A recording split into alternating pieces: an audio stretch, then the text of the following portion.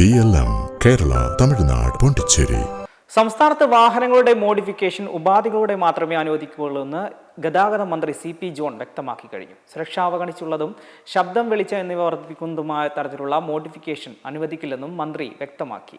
വാഹന മോഡിഫിക്കേഷൻ വിഷയത്തിൽ 100 ദിവസത്തിനുള്ളിൽ ചില കാര്യങ്ങൾ ചെയ്യാനാണ് ഉദ്ദേശിക്കുന്നത്. മിതമായ പരിഷ്കരണങ്ങളാവാം. ശബ്ദവും വെളിച്ചവും പുറത്തേക്ക് വരുന്ന തരത്തിലുള്ള, തീ പാറുന്ന തരത്തിലുള്ള പരിഷ്കരണങ്ങൾ പാടില്ല. മോഡിഫിക്കേഷനുകൾ നടത്തുന്നവർ സ്വന്തമായ ഒരു പരിധി നിശ്ചയിക്കണമെന്നും മന്ത്രി പറഞ്ഞു.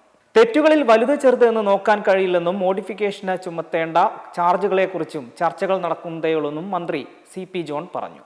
അതേസമയം കൊല്ലം കൊട്ടാരക്കരയിൽ ടിപ്പർ ലോറി അപകടത്തിൽ സ്കൂൾ കുട്ടിയടക്കം 3 പേർക്ക് ജീവൻ നഷ്ടമായ സംഭവത്തെക്കുറിച്ചും മന്ത്രി സംസാരിച്ചു. ഇത്തരം അപകടങ്ങൾ ഒഴിവാക്കുന്നതിനായി മോട്ടോർ വാഹന വകുപ്പുമായി സഹകരിച്ച കൂടുതൽ കടുത്ത നടപടികളിലേക്ക് കടക്കുമെന്ന് മന്ത്രി അറിയിച്ചു. ടിപ്പർ ലോറികൾക്ക് സമയനിയന്ത്രണം ഏറ്റെടുക്കുന്നതിലും ഫലപ്രദമായ പെർമിറ്റ് റദ്ദാക്കുന്നതടക്കമുള്ള കർശനമായ നടപടികളിലേക്ക് കടക്കുന്നതാണെന്നും മന്ത്രി അഭിപ്രായപ്പെട്ടു. കൊട്ടാരക്കരയിൽ അപകടം നടന്ന സമയം ടിപ്പറുകൾക്ക് നിയന്ത്രണം ഏർപ്പെടുത്തിയിട്ടില്ലാത്ത സമയത്താണ് നടന്നത്. 2-3 മണിക്കൂർ അധികം നിയന്ത്രണം ഏർപ്പെടുത്തിയാൽ അവർ ബാക്കി കിട്ടുന്ന സമയത്ത് ഇപ്പോഴത്തേതിലും മരണപ്പാച്ചിലാവും നടത്തുക. അത് കൂടുതൽ അപകടങ്ങൾക്ക് വഴിവെക്കുകയേ ഉള്ളൂ. പകരം അത്തരം നിയമലംഘനങ്ങൾക്ക് കടുത്ത നടപടികൾ എടുക്കുക. ഡ്രൈവർമാരും സ്വയം നിയന്ത്രിച്ചാൽ മാത്രമേ ഇത്തരം അപകടങ്ങൾ ഒഴിവാക്കാൻ കഴിയുകയുള്ളൂവെന്നും മന്ത്രി പറഞ്ഞു. അതേസമയം വീര്യം കുറഞ്ഞ മദ്യവുമായി ബന്ധപ്പെട്ട മുഖ്യമന്ത്രിയുടെ എതിർപ്പ് അറിയിച്ചില്ലെന്നും CP ജോൺ അറിയിച്ചു.